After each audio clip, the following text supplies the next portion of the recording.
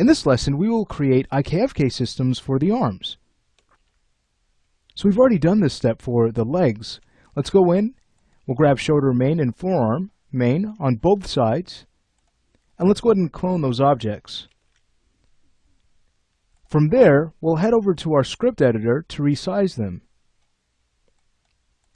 So we'll use a width and height of 3.5.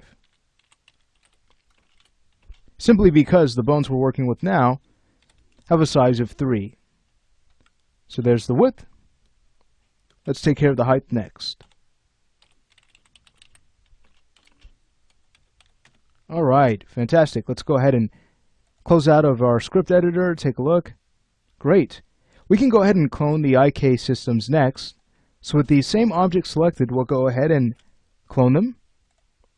Head back over to our script editor, and we'll go ahead and increase the value to 4. Not 4, 3.5. I'll go ahead and get rid of that extra value there. We'll go ahead and do the same thing for the height. It's going to be, again, a height of 4. And now we have our IKFK arms established. Let's say we go in and rename these objects. So all we're doing is changing our suffix to either IK01 or FK01. So for this left shoulder, of course, that's going to be shoulder IK01. Since we have the idea, I'll go ahead and pause the video, and when I come back, we'll have these renamed and we can move on to the next step.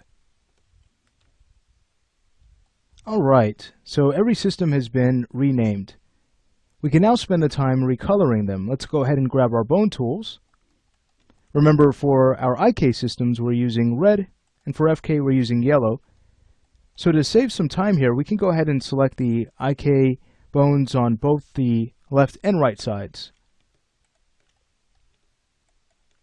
Great. So from here, we'll go ahead and find our color of red and use that as the start and end color.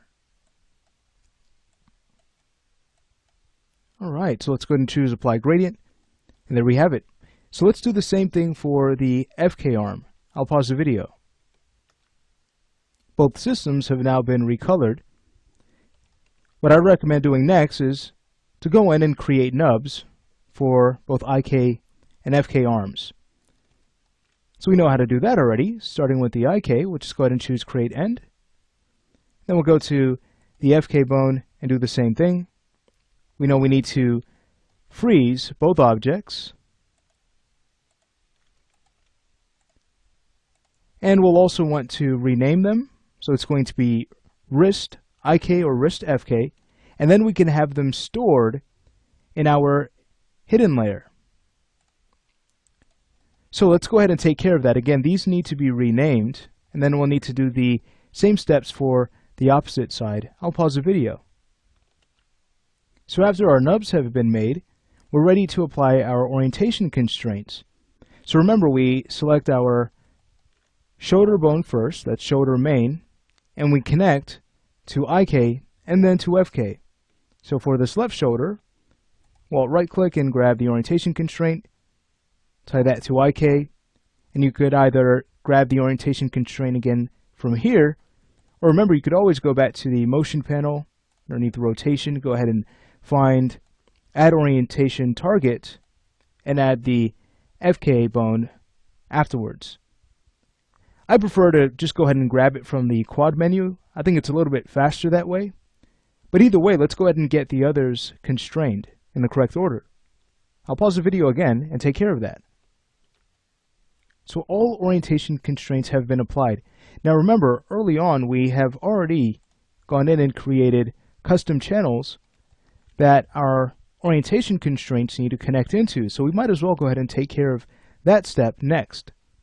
So with the center of gravity selected, we'll go ahead and right-click and choose Wire Parameters. It's going to be Modified Object, Extra Controls, Custom Attributes, and we'll go ahead and grab Left Arm IK. Let's go ahead and find shoulder main and find its orientation constraint. So there's weight 0. We know that's going to be a direct connection. And then for weight 1, we'll simply need to add a little bit more to our expression. That's going to be 1 minus LARM IK, and choose Connect.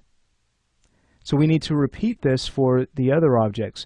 I'd recommend just leaving the center of gravity loaded in on the left side.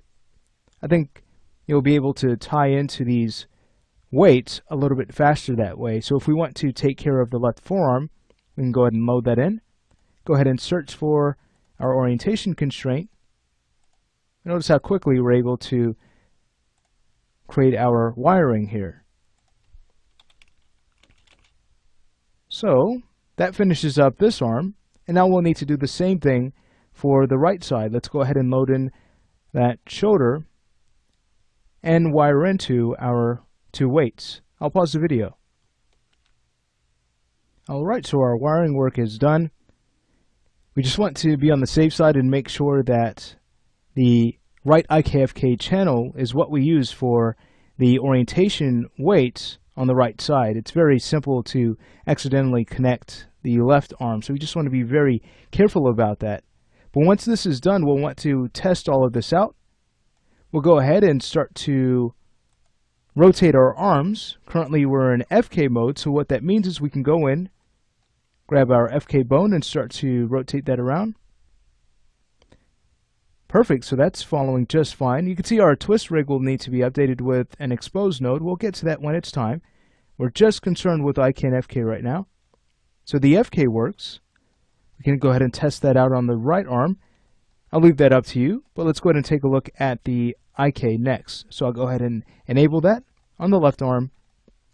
We'll start to move this around, and now you can see that everything follows just fine.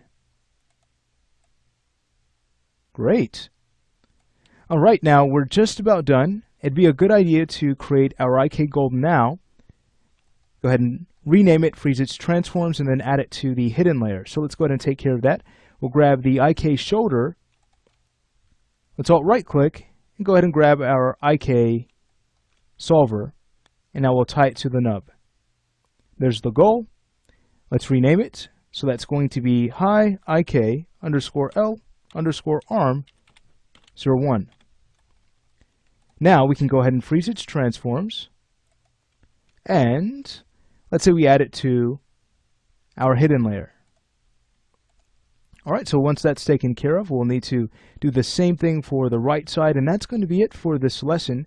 In the next lesson, we'll work on our IK arm controls.